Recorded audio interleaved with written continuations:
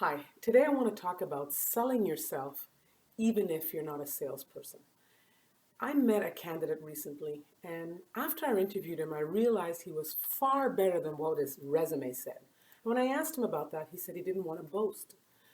Of all the times you don't want to boast, it's not during a sales interview. You do want to boast.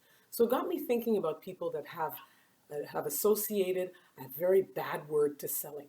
But when you're doing an interview, you're actually selling yourself. So you've got to become comfortable with it.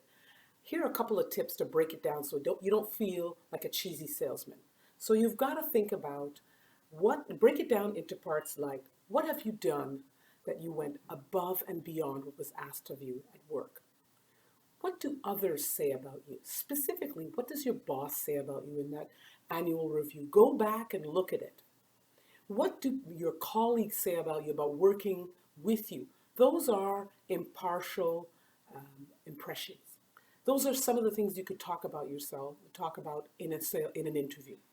You also want to know, what are you passionate about? Because if you talk about what you're passionate about at work, it'll show. You don't have to sell. It'll show that you love what you do and you're good at what you do.